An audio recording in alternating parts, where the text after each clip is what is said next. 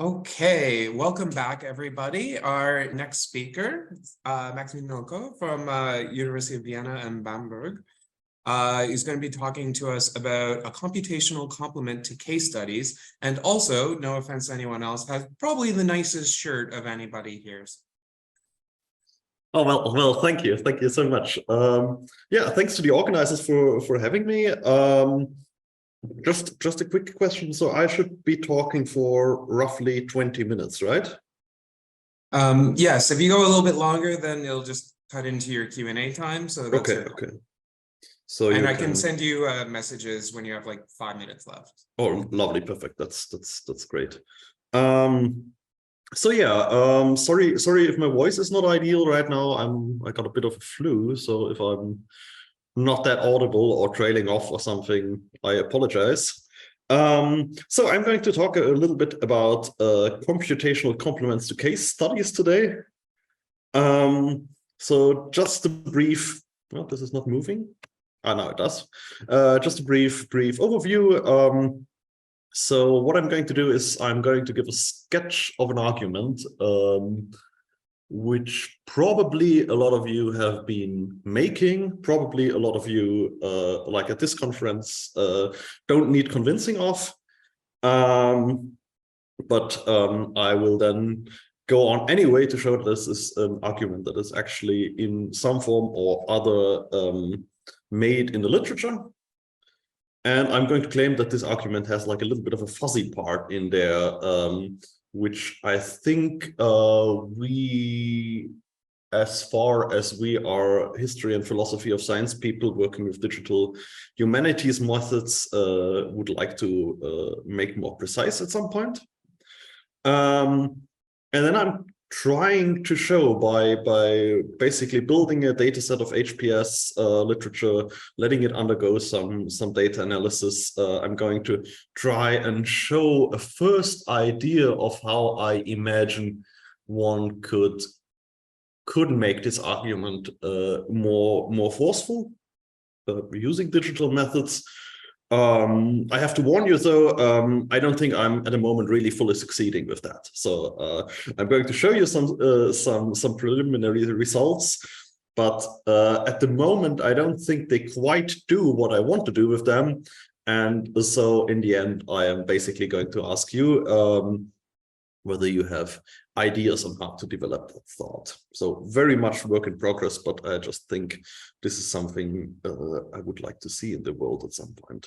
So the argument is basically very simple. Philosophers of science need to somehow know about science. Well,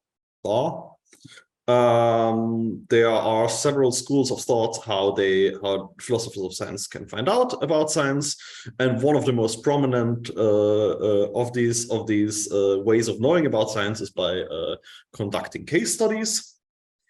But people have argued that case studies are in some way or other not enough or somewhat defective. Right, because they even if they are well constructed, they are hard pressed to determine certain results, or they are just like very interesting phenomena in philosophy of science, which are inaccessible just by mere case study methods. And of course, a case study methodology has been criticized because it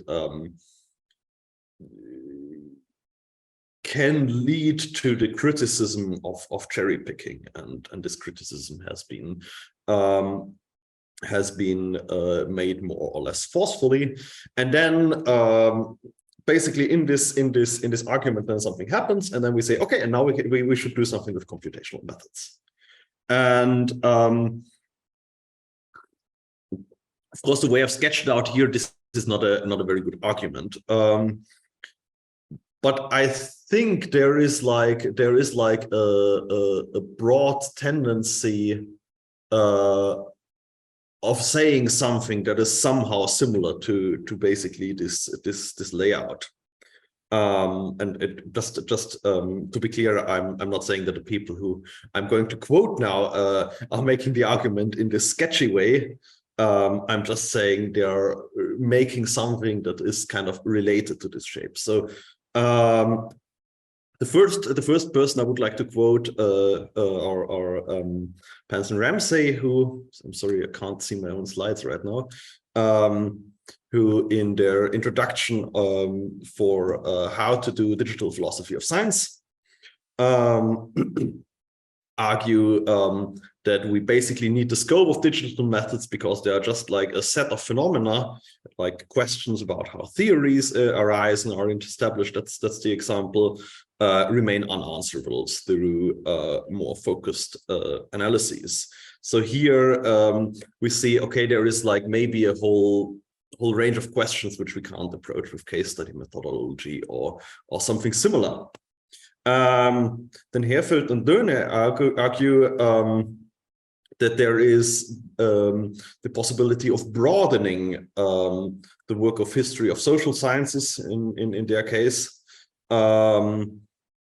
through methods of data, or in their case network analysis, because we can identify, temporally trace, explore, systematically analyze the evolution of here economics as a discipline.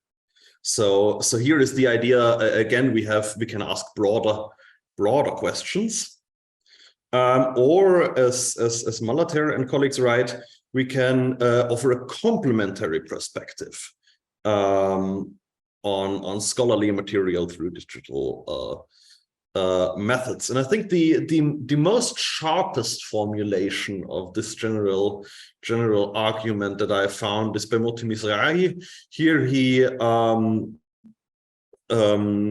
is not talking about scientific case studies specifically, but he's going to do that a little bit later in the text. And I just wanted to keep this very clear sentence about his position in there. The problem with such arguments is that no matter how detailed, nuanced, informative, sophisticated, rich, and meticulous the analysis of the case is, it is still an isolated case, which means that the conclusion is based on an inadequate sample size. In other words, the generalization is too strong to be supported by the evidence offered. And just a quick look at the time. Okay, we're doing very well. This is, I think, the clearest statement about what one might think is wrong with doing case studies. But I have the suspicion that a lot of people don't find that extremely convincing, because they might just say, well, this kind of assumes that we are doing case studies very, very badly, that we are not like widely reading in the literature around, that we're not choosing our cases carefully, that we're not choosing correct contrast cases, and so on. But we think that we're actually doing that, and so we think that this criticism kind of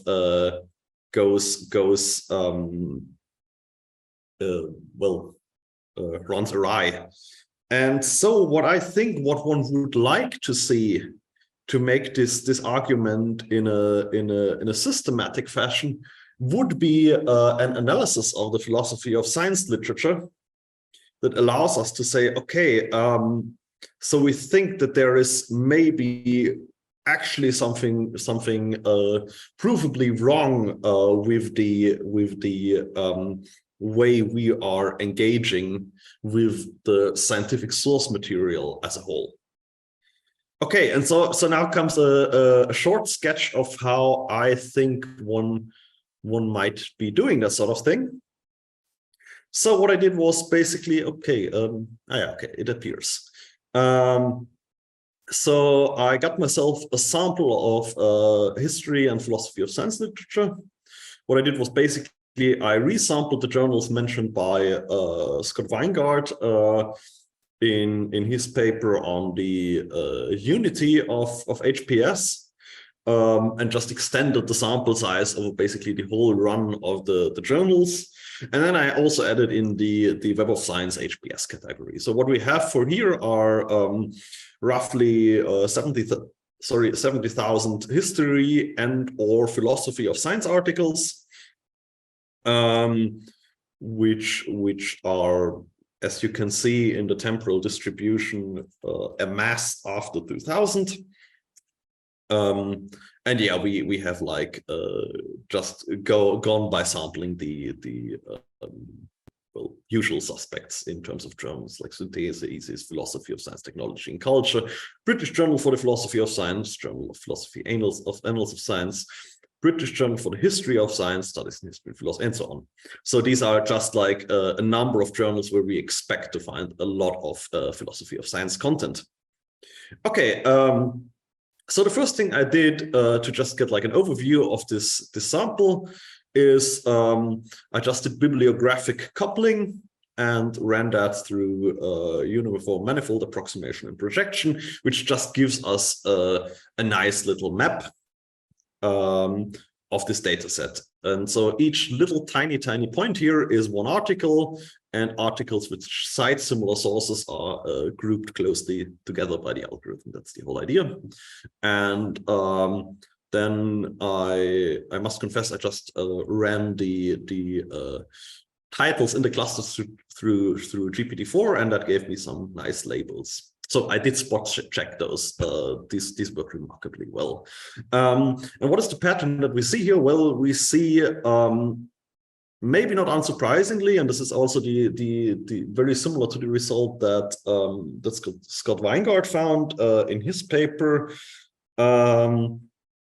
We see that the history and philosophy of science literature seems to be somewhat split into two large groupings, one at the top, which appears to be the philosophy grouping, and one here at the bottom, which seems to be the history of science grouping, right? And what we now can do is, well, we have for these articles in the data set, we have their cited records, right? So we know for each article's little strings about which articles are cited by it. So these are the sources for just like some very common citations that the HPS literature makes. So Woodward, Mackham, Kuhn, Latour, David Lewis. No real surprises here. And here we have the LD temporal distribution. And as you can see, of course, this goes much further back, but also has a quite heavy bias towards the second half of the 20th century.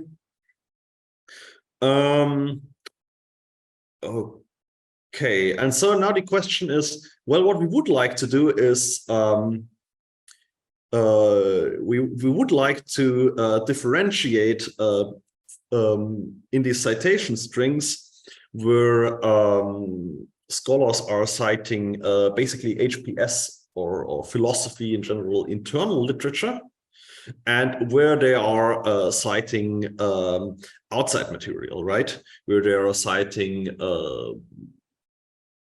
well, science, right? Scientific works, works relevant to the history of science, and so on. So here's a little sketch of the processing scheme that I was following along here. The idea is, let's take these citation strings I just showed you.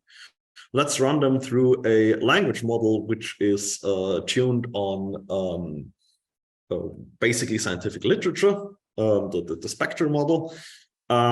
Let's use these vectors, run them through dimensionality reduction, and then apply PU learning in a way that allows us to classify the cited HPS literature versus the primary scholarly material with which the HPS scholars engage. And then let's investigate the distributions of these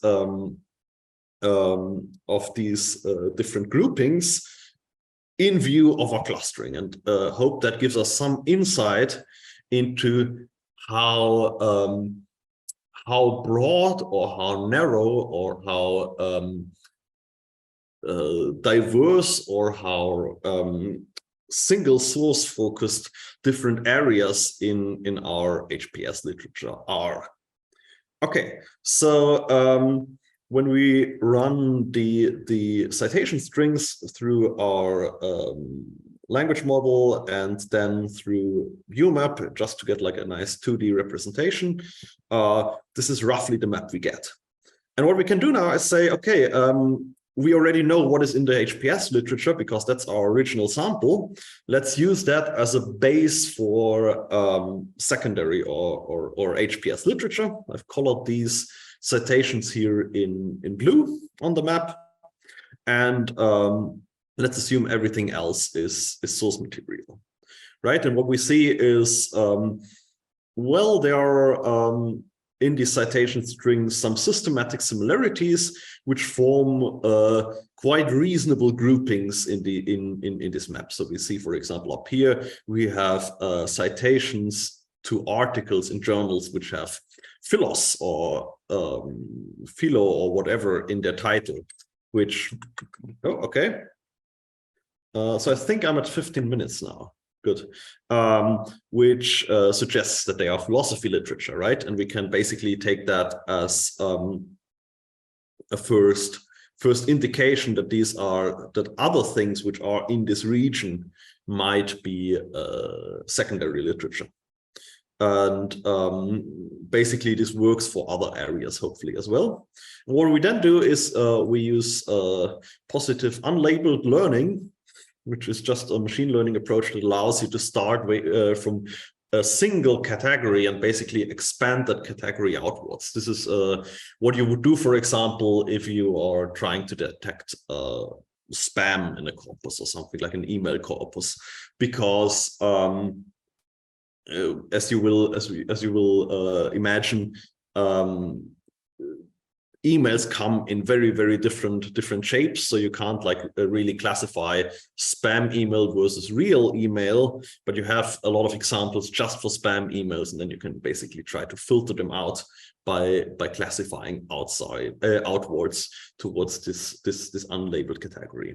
And this is basically what we're doing to our citation strings, with the hope of grasping more of the HPS secondary literature than would be grasped just by that we have already sampled, right? And what we have now is we have just 1,900,000 citations, and for each of these citations we have label whether it is a citation to HPS work, so internal work of the discipline, or some outside source. And we are now interested in investigating the distribution of these outside sources. So what I have come up with for doing that right now is, well, we can take these outside and inside sources. Outside sources are here in yellow, inside sources are in blue, and we can fit power law distributions to them. And the idea here is basically, well, we see at the x-axis of this graph, we see the graphs, we see the citation frequency of individual cited works. And we see on the y-axis the probability of that frequency actually occurring. And we can fit a power law distribution to that data, and we can check at the exponent of the power law distribution, and it basically tells us how common works down here in the lower right corner are, and how far basically works here shift towards right, or towards the right edge, or in other words, how much of the distribution is driven by a few major works which the whole literature cites, versus how much of the distribution is driven by a large diversity of citations to a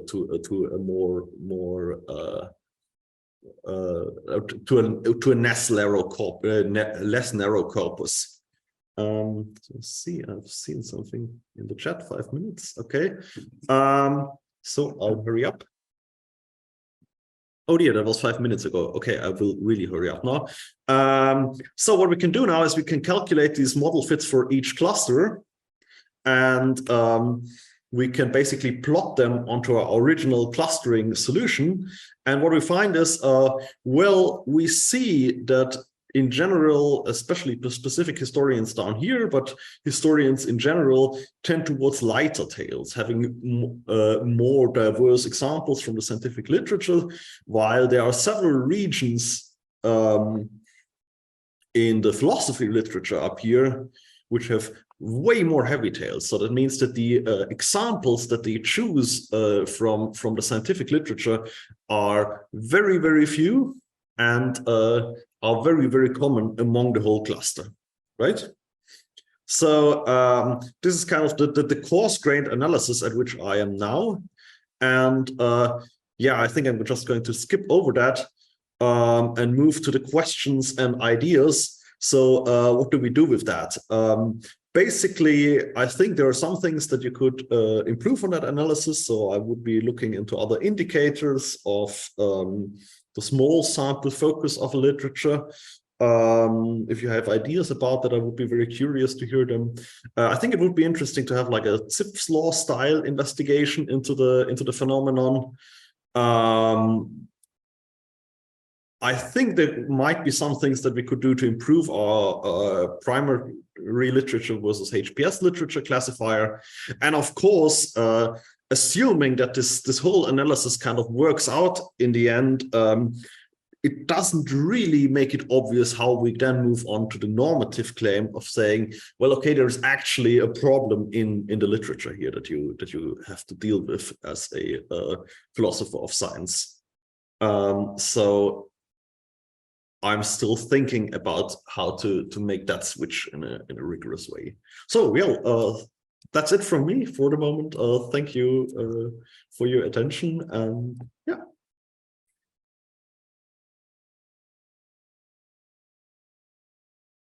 Thank you so much. Okay, we have around 7 minutes for questions. Okay, so James, go ahead. Hey, thank you very much for that talk. Here's maybe an observation, and you can agree or disagree and see how it fits on to what you're presenting. So about 10 years ago, I was doing some empirical work in philosophy of science, trying to understand how explanation works. And my observation from that empirical work was basically that philosophers were having too easy a time of talking past each other. So it wasn't exactly cherry picking, because they were picking good examples that were like real, and they were getting at real things. But there's a lot of diversity in science. And so they were just able to focus on like this cluster over here, and these people would talk about that, and other people would talk about this, and other people would talk about this. And yet they would all claim that this is how explanation works in science. So I wondered if that's I don't know if that reflects on what you're presenting to us, or if it lines up with the kind of long tail, short tail kind of analysis that you presented to us. Yeah, I mean, that sounds like a very reasonable observation to me. I think this is something that's actively going on. So this is basically the slide that I just skipped, where I just had like 2 ideas about what one should kind of do to deal with these observations. And what I was thinking was, well, we have all these science mapping capabilities, and doing a lot of this work is not super hard now, right? Because we have a lot of computing power available. Data is often nicely formatted in the packages that are very good at handling it, and getting to an interactive visualization of a part of the scientific literature is actually, I think, not that hard anymore. And so what I was thinking was, well, what I would like to suggest on a positive note is exactly, well, if you can figure out a way of framing your philosophical question so that you can basically map the literature and locate your different observations in a map of that kind, then maybe you can make a lot of progress in actually seeing, well, with this specific case studies, which, as you say, might be a very well constructed case study, this is the area where we are right now, actually. So that's basically, yeah, fully agree. I think that's something where we can really work with, actually. Thank you. Okay, Grace? Oh, I had my hand up, but I put it down. Oh, okay. Okay. Joel? Yes, first of all, I really enjoyed that talk. Thank you. I'm brought to mind, your talk brought to mind was Katerina Kinzel's paper about narrative and evidence and how case studies support claims from the philosophy of science, so that we use case studies then to warrant, say, for example, we can use the example of Michelson and Morley's interferometer, the breach in physics, and then Einstein's solution, I guess, to kind of warrant that science is true even over a breach in theory.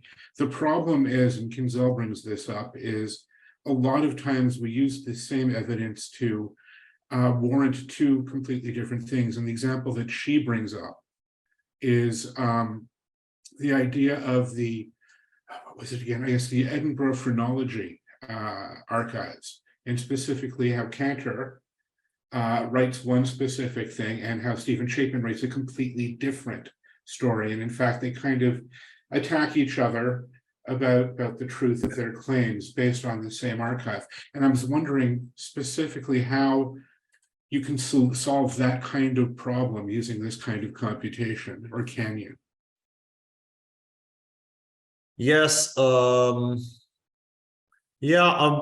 So thank you for the question, and I think I might have not put the citation to Kinzel up there. I should have done that. So it happens. So yeah, no, I don't. I think this is a problem that is not obviously solved by computational means. No, I don't think so, to be honest. Like, yeah, no, I think go ahead. I think so, yeah, sorry. Okay, so I think you can kind of move into that direction, maybe with how should I say, more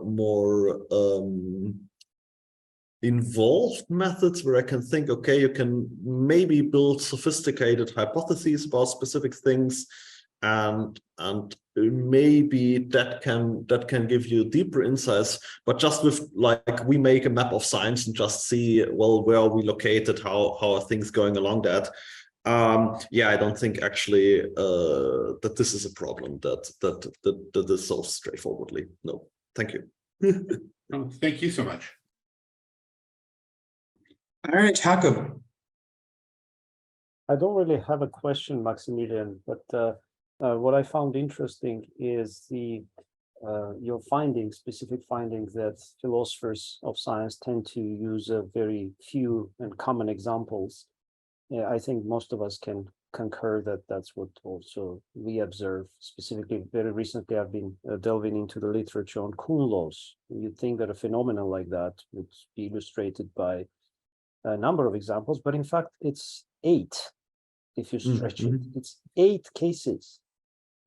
And they repeat. And in fact, if there's one mistake that goes into one case, and then it's sort of repeat again, specifically with Kuhn, with the treatment of Newtonian accounts of gravity in the context of Kuhn laws.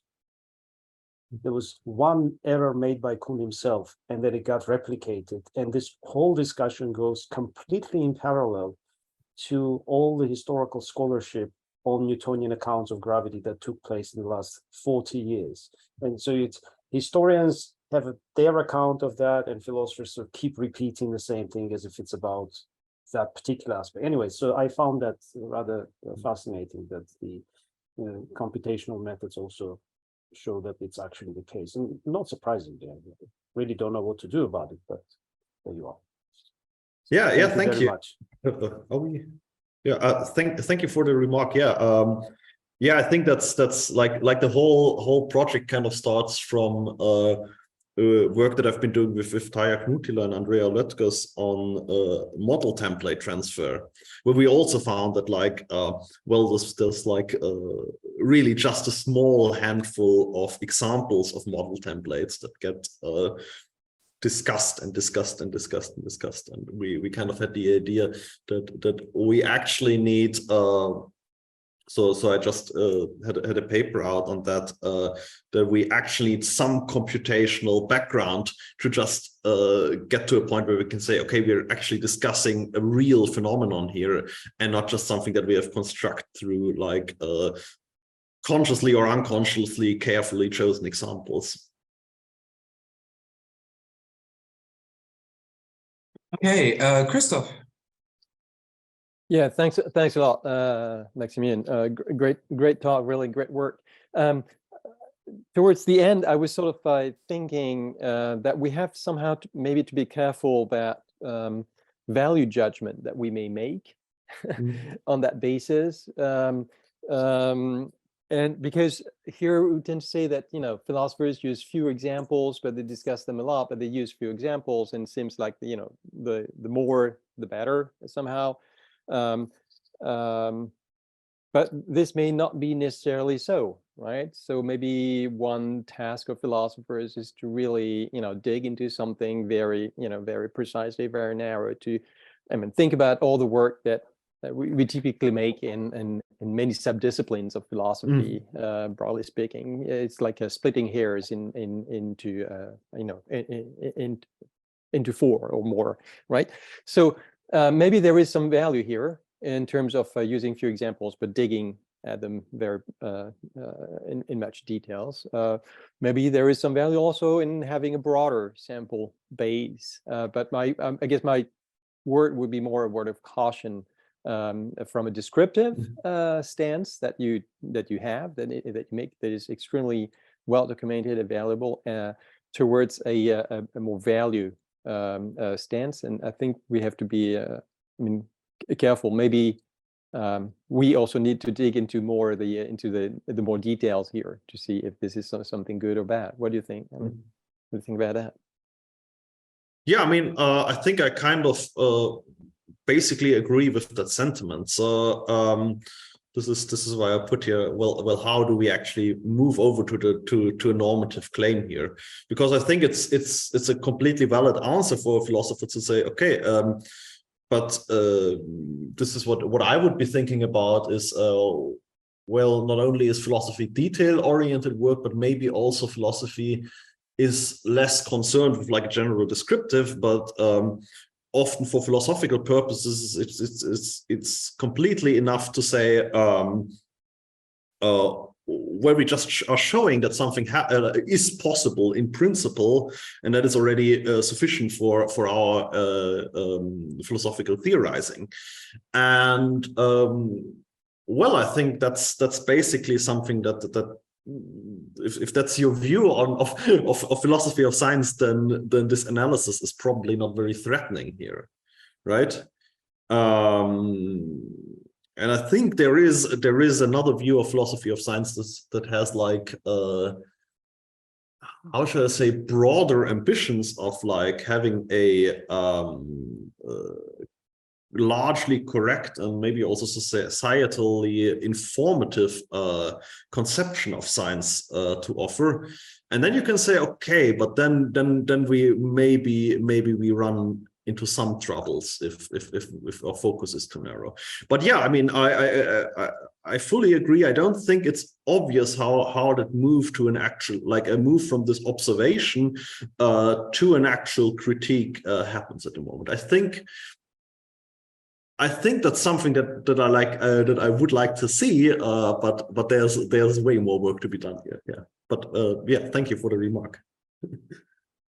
Okay, great. Let's all thank our speaker.